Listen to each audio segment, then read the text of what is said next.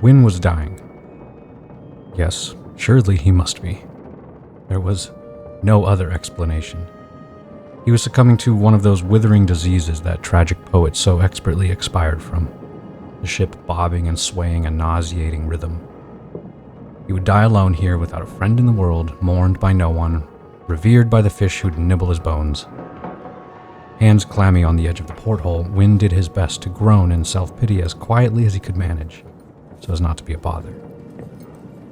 5 blasted days at sea, and those sea legs he was so handily promised were still not forthcoming. Instead, Wynn measured his progress by decreasing waves of queasiness, by things becoming slightly less unbearable. His plans for quiet study had so far been thwarted by the fact that whenever he stared too long at his books, the damned rocking made the words blur, his insides curl. The young scholar would stand alongside the other academics as Burris briefed them on theories and best practice, as Captain Weston gave stern warnings of boat safety, but the entire time, Wynn's face had been a gray wash, eyes faintly glassy as he focused very hard on not humiliating himself in front of everyone. "Are you all right there, friend?" Yes, but it seemed the humiliation had found him nonetheless. Fantastic. Slowly extricating his upper body from where it hung outside, Wynn pulled back to see one of Weston's crew, a tall man of about the same age, broad-shouldered, with silver earrings twinkling against his skin. His hair, in meticulous braids, was pulled back in a large knot behind a worn bandana. Wynn had seen him a few times, exchanged an awkward nod once or twice, but the academics had very much retreated amongst their own ranks.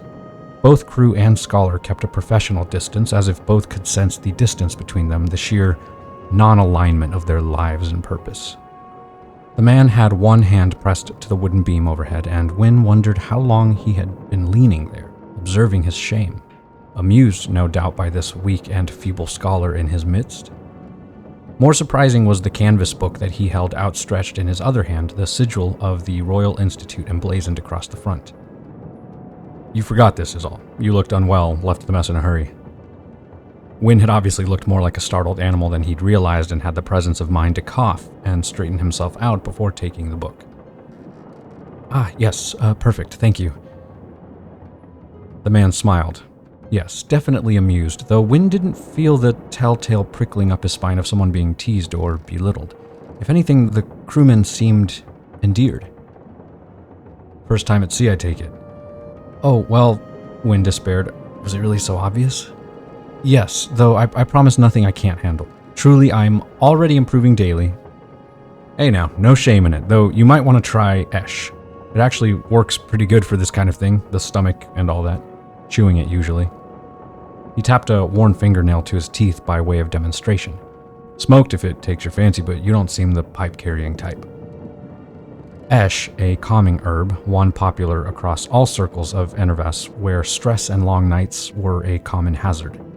Wynn knew at least one of the academics kept an unholy quantity of this stuff stashed away, though she clearly thought herself subtle when she carefully checked the contents of her tin box, the lid angled away. He'd have to pry her for a loan, at least until they reached the first port and he could find his own. Nodding his thanks, Wynn suddenly had every etiquette lesson his mother ever forced onto him come crashing down at once. He hastily extended a hand, which was almost immediately gripped by the crewman and shaken firmly. Wynn Ross of the Royal Institute, pleasure to meet you." "Iosef of here, I suppose. Pleasure's all mine, Mr. Ross." The man gave a final warm nod, then moved away as silently as he'd appeared, back amongst the ribs of the ship like a ghost. How one man so large moved so quietly and deftly, Wynn could not fathom. Though as Wynn rubbed thumb and forefinger together, he realized he was smiling. Perhaps of the things he could fathom, a new friend was one of them.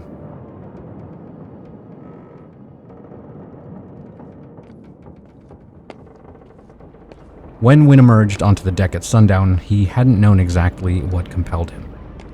Usually the golden light of sunset meant a sit-down with the other scholars, a discussion of research of what lay ahead.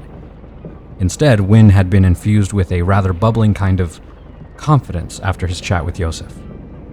It was as if a great dam had been breached, and he now had free rein to speak with a whole other swath of those on board. Individuals no doubt brimming with tales of vigor and unparalleled heroism. In truth, Wynn was beginning to feel like the academics were stagnating. Certainly they weren't thriving. There was a faint air of desperation to their talks, justifying themselves and their wasted time on the ship for the coming weeks. The true test, the part where their expertise came in, would not occur until after they reached their destination. In the meantime, all that was left was speculation, mulling, hypotheses, theories, all excellent, but after a fashion it really was just talking in circles. Certain academic inclinations led to waffling. Wynn's own academic inclination drew him towards action. And who better to turn to for experience amongst the bizarre and unknown than a crew as well-traveled as Weston's own? Wynn could no doubt win each over with his calm, kind, down-to-earth demeanor, with his hilarious anecdotes fresh from the halls. In exchange, they'd regale him with stories of ancient ruins, distant lands, magical artifacts, and anomalies that had to be seen to be believed. How pleased, Wynn mused, would Burris be when he reported back with such authentic and niche information. That was what Wynn told himself right until he was within spitting distance of 3 crewmen, gift of rum held tight in hand, before his confidence suddenly curled up and died quite spectacularly. They were a rough and hardy sort, sat on crates in a circle of lamplight and the last golden glow of the sun. One was squinting critically at his hand of cards, his scowl of concentration either a terrible tell or an excellent mask. The other 2 were muttering between themselves, sending taunts and grins at their companion as he moved as if to select a card, then doubted himself. One of them, a shirtless fellow covered in tattoos, spat a wad of something brown and foul over the side of the ship and laughed. "Come on now, Mateo. I ain't getting any younger here." I'm thinking. Wynn felt worms in his stomach, a sickness that for once had nothing to do with the ship. He was back for a moment in the academy halls, gripping his notes tightly as he sought out somewhere to sit. The stares, the whispers, the strained and awkward smiles of those who did not want your company but were too polite to decline. As the tattooed man bent to grab at his bottle, the grinning face of a sea beast stared out from between his shoulder blades, a doomed soldier clenched in its jaws. The art was impressive, if rather morbid. It was somewhat marred, however, by the deep knife scar that bisected it. By the Watchman. Wynn was stupid. So very stupid. One conversation and he thought he'd be able to hold a candle to these men, charm them, give them a little alcohol, and be made an honorary crew member. What a fool. Any moment now, they'd glance his way and see him standing there like a dullard, pale and stammering as he gripped his bottle of rum like a lifeline. Any moment now. Well, if it isn't Mr. Ross. The hand that clapped Wynn's shoulder threatened to make him shriek. He stiffened and turned, casting his gaze upwards past a familiar hand, a familiar twinkle of silver and white teeth. Iosef's laugh was warm and throaty, causing the other crew to look up from their card game as he steered Wynn over to them. Despite their apparent similarity in age, Iosef had clearly overtaken him years ago in terms of bulk. He seemed unaware of the way Wynn dug in his heels, his shoulders stiff with discomfort. "You know him, Iosef?" Wynn was directed to an empty crate, and in a daze he sat obediently. "Of course, this fine fellow is Wynn Ross. Wynn, this is Mateo, Cabra, and Yuri." The men gave Wynn a cursory glance, polite enough though their real attention was fixed on Mateo, who still brooded over his cards. Iosef dragged a stool beside Wynn with an ease that suggested ownership of the entire deck. "Good to know you, Ross," said the tattooed man. Cabra, if Wynn read the ink in his knuckles correctly. He extended a calloused hand, shaking Wynn's absently. "You showed up just in time to watch Mateo eat shit." Mateo, beads and coins clinking in his beard, threw Cabra a baleful look that lasted a heartbeat before cracking into a rueful grin. He laid his cards down in surrender, and Cabra whooped as Yuri began gathering the deck with deft, practiced hands. A gust of wind whistled through the rigging, a thin, rising note that could almost have been applause. "Excellent," Iosef said, rubbing his palms together. "Deal me and my friend in, then." "Me?" Wynn blinked, startled. "Of course, ever played King's Ransom before?" A fan of 6 cards appeared in Wynn's hand before he could protest. He hesitated, then nodded. Yes, once or twice." "Attaboy." Iosef's grin was all charm and mischief. "All right, lads, clean game, and let's open this bottle our generous Mr. Ross has so kindly brought along."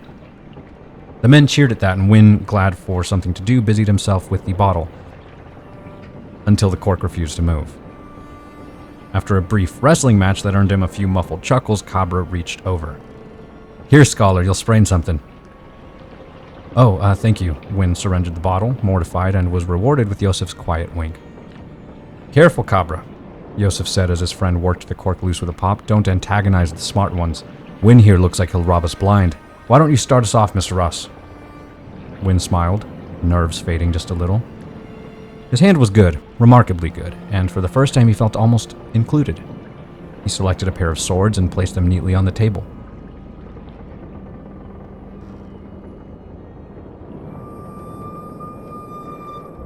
The wind gave another whistle, longer this time, then sharper. The sound cut through the chatter, through Wynn's concentration, through everything, rising sharply in pitch and volume. Something struck the deck with a dull, heavy thud. Warm wetness splattered across Wynn's knuckles. He blinked down, half thinking someone had spilled the rum.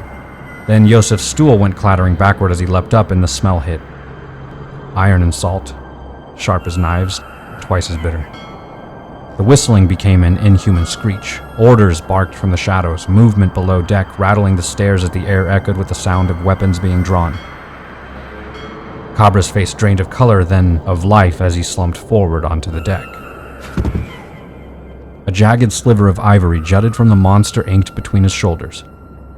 Cruel, gleaming, drenched in red.